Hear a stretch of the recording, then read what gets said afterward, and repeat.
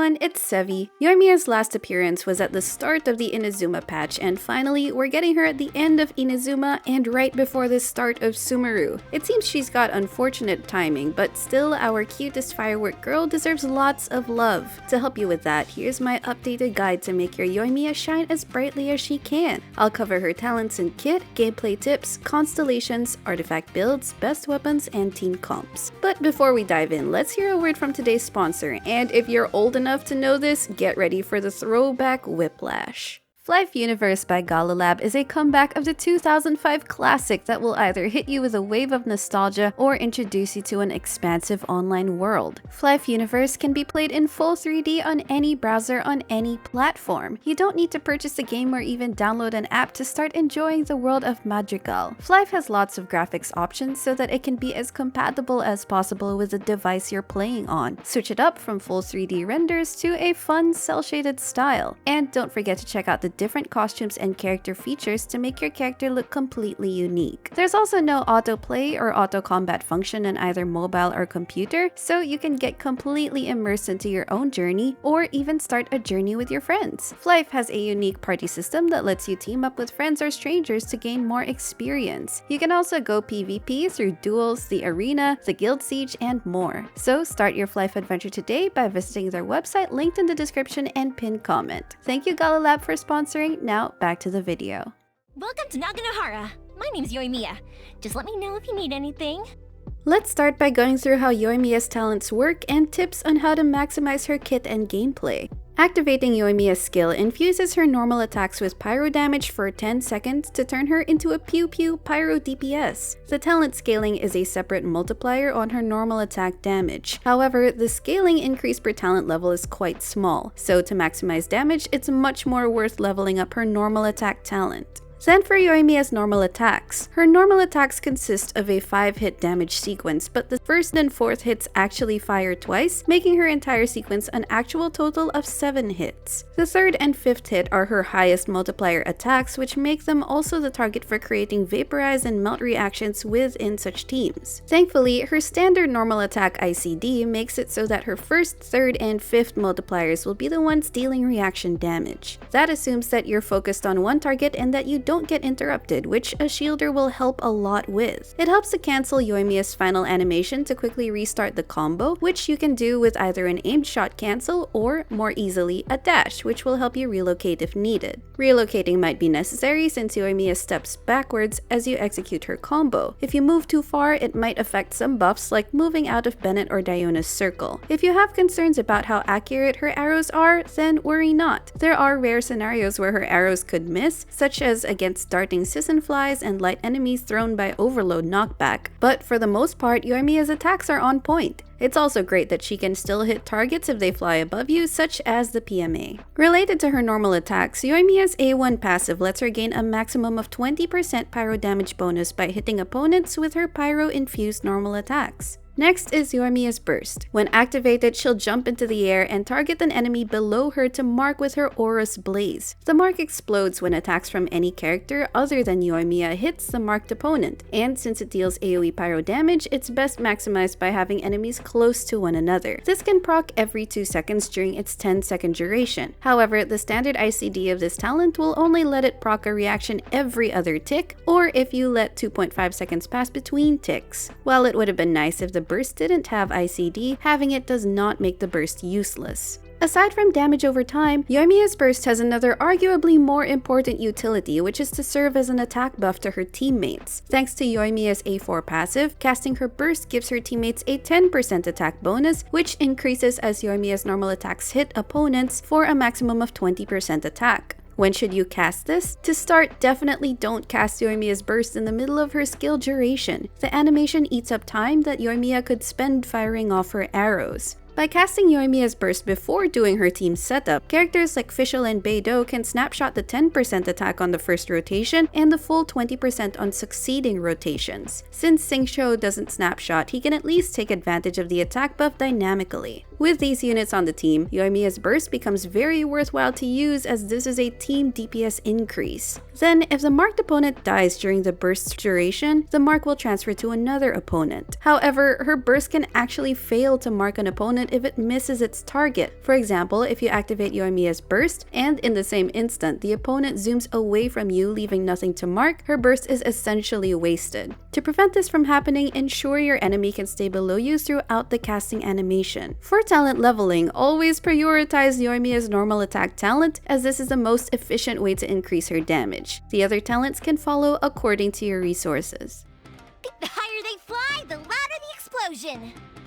Now let's move on to her constellations. Though Yoimiya at C0 is already great, and constellations are very unnecessary unless you really just want Yoimiya cons. C1 prolongs her burst duration and gives her an attack buff when an enemy affected by her burst is defeated. Of course, how much this benefits you relies as well on how much you can get her burst up. For example, if you can only burst every other rotation, this ends up being a smaller DPS increase. Worse, if you're only fighting a boss, then this won't get procced at all. So this is a very meh constellation. You can just get better substats on artifacts for a similar DPS increase. C2 compared to C1 is a better constellation with an easier condition to fulfill than C1 since all you need to do is crit and you get that 25% pyro damage bonus. It's something, though if you're stacking up other damage bonuses already, it's not as big of an overall DPS increase. Past C2, I personally don't recommend trying to aim for further constellations as it isn't worth limited primos. C3 is just a skill talent increase. Since her skill multiplier isn't really as big of an impact on her DPS, then this ends up being a lackluster damage increase. C4 reduces her skill cooldown by proccing her burst, and every proc reduces the skill cooldown by 1.2 seconds. But in almost all of Yoimiya's teams, they already account for 20-ish second rotations, so a shorter skill cooldown is unnecessary. It's a good co-op feature though. C5 is just a burst level and damage increase, a very minor upgrade. And C6 is a wild constellation as it makes her shoot extra fireworks when she does normal attacks. However, these projectiles apply pyro, are considered normal attack damage, and share ICD with her standard normal attacks. This may then disrupt her ideal N3 and N5 reactions, but the damage alone from these projectiles can compensate for the damage loss even if her basic normal attack reactions are disrupted. On monopyro teams, that is not a concern.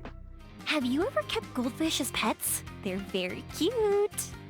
Now that we know Yoimiya's kit, let's proceed on how to build her starting with artifacts. Yoimiya's main stat preferences are attack percent or EM sands, pyro damage goblet, and a crit circlet to achieve a 1:2 crit ratio. I mostly recommend farming attack percent sands for general use as EM sands with good substats can be difficult to come by. However, an EM sands with equal or better substat quality can be more beneficial when paired with Bennett in a vaporize or overvape team without sucrose or in an overload team. For substats, look for crit, attack percent, EM, and ER. If your goal is to use Yoimiya's burst every rotation, aim for around 130% ER. But if not, then you don't have to be concerned about ER substats, which can lead you to burst every second or third rotation, depending if you use Shimenawa or not. As for sets, Yoimiya has a lot of possible options. If you're still in early AR, you don't have to worry about set bonuses, so give Yoimiya your best pieces with the right main stats. But ideal set bonuses that will benefit her are 2-piece attack percent, berserker, and martial artist. Now let's talk about Yoimiya's late game sets, and this is probably the most contentious aspect of building Yoimiya. Honestly, this can even warrant its own video, but to keep this guide compact enough, I'll just be concise with the pros and cons of choosing her sets. I'll add a theory crafting sheet in my description made by my TC friend Migo, which you can peruse for more detailed info and calcs. Anyway, let's keep going. Starting off is the 4-piece Shimenawa set, which has unique pros and cons you ought to be aware of. This theoretically can give Yoimiya her highest personal damage potential, but this comes with the main caveat of energy problems. If you are not aiming for ER substats, it will be very difficult for Yoimiya to burst every rotation, and potentially even every other rotation.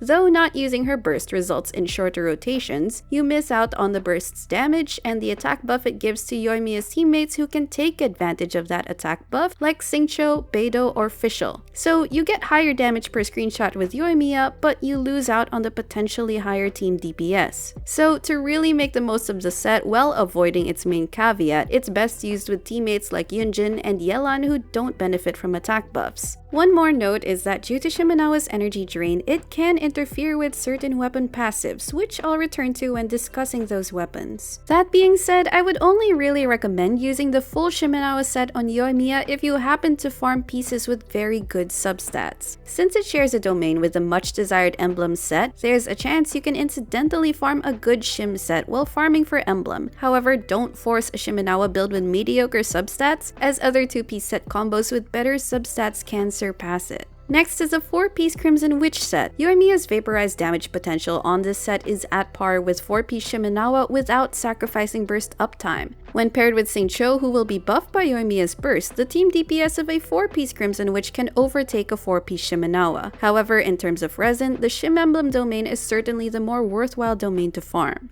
Then there's a 4-piece Retracing Bolide, which was speculated to originally be Yoimiya's signature set. Bolide has the condition of a shield in order to take advantage of the set effect, but since Yoimiya very much wants a shielder anyway, it's a desirable effect. The domain it's in is coupled with the Archaic Petra set, and while it seems like it might be inefficient to farm, there's actually a silver lining. A full Archaic set can be equipped on a Geo teammate like Li Zhongli or Yunjin, who can then get Pyro Crystallized Shields, which will in turn buff Yoimiya's Pyro damage. While this requires more awareness on your part, it is something if you can pull it off. Another full set is the 4-piece Echoes of an Offering. It's a great damage per screenshot set if the passive happens to proc on a vaporized arrow. However, the main drawback is that this set seems to have a bug for players with yellow or red ping, wherein it's not being procced as often as it should be. Ayato mains actually found that at 200 plus ping, the passive proc rate is below 34%, which is well below its supposed 50%. So if that's your situation, definitely steer clear of this set. For a mono pyro team, you can put Yoimiya on a 4-piece Lava Walker set if you accidentally farmed a good set, but it's definitely not required and other set combos will do just fine in such a comp. If you are having difficulty completing these sets with good quality artifacts, then you can go for 2-piece combos of attack percent and Crimson Witch, or a 2-piece attack percent plus your 3 best artifacts regardless of set. If these pieces come out with 4 to 5 more substats than your 4-piece set options, they can bring out equal or even higher DPS. Ultimately, all these full sets and combos are very close to each other in damage potential on Yoimiya, so perhaps the biggest consideration will be resin efficiency. You can also use a Genshin optimizer to determine the best setup out of what you already have. Here come the fireworks!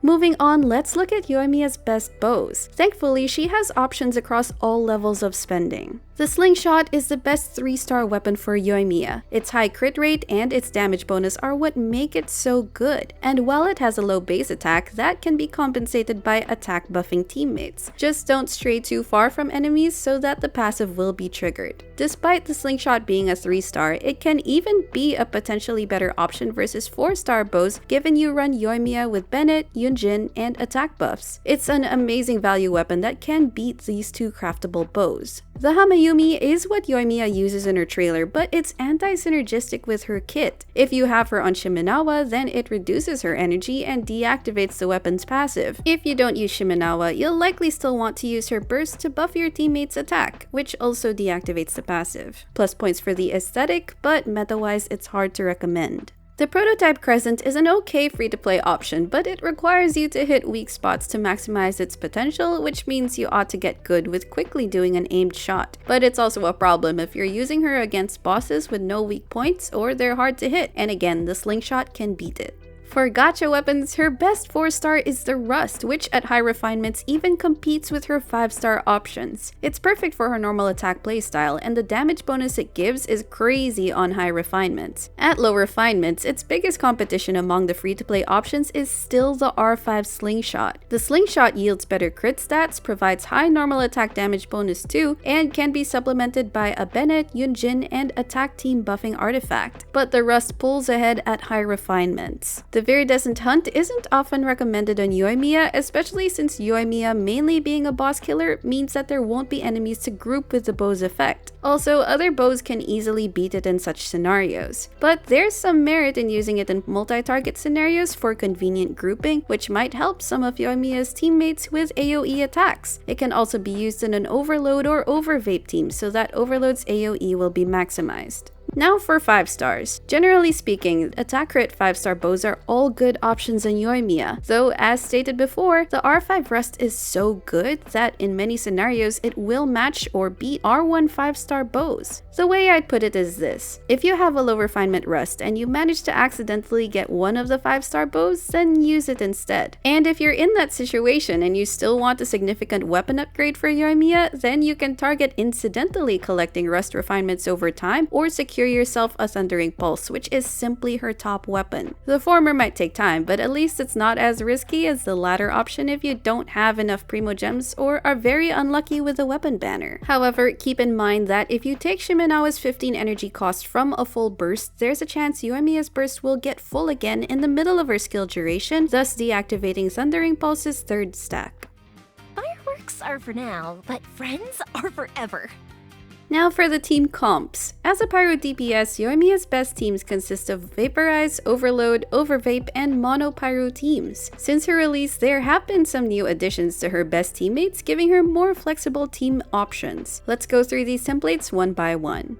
A Vaporized team will be Yoimiya's go-to team comp. To start off, Xingqiu or Yelan will function as the Hydro Applicator, as they are the ones who can maintain a consistent Hydro aura for Yoimiya to vape. Then the next 2 slots can vary a lot depending on your preference and available choices. Bennett or Yunjin are excellent Yoimiya buffers. Bennett has the benefit of being your healer too, and you get to unlock the Pyro Resonance with Yoimiya, but Yunjin's niche normal attack buffing mechanic can result in higher buff damage and can unlock Geo Resonance if paired with Zhongli, making a healer unnecessary too. You can also pick a VV Anemo teammate who will shred Pyro Resistance. Sucrose and Kazuha in particular are very good picks if ever. In this case, Bennett and an Anemo teammate is a good combo. A Shielder is also highly recommended, and Zhongli, Thoma, and Diona are your best picks for this role. Zhongli simply has the best protection. Thoma has good synergy with Yoimiya's playstyle, and he has very little chance of stealing vapes since you might be far away enough, or Xingqiu and Yelan's Hydro application can still keep up anyway. Diona can shield and heal and give an EM buff at C6, and can help Yoimiya get in a few melt reactions. A dilemma is going with a shielded or non-shielded team. Personally, in a vaporized team especially, I would almost always recommend having a shielder. Without one, that makes playing with Yoimiya way riskier and will hurt your DPS significantly if you spend too much time having to dodge or be interrupted by enemies because her normal attack combos cannot be completed. Also, you can go for a double Hydro comp with Xingqiu and Yelan together in the team, then just put a shielder, VV shredder, or buffer in the last slot.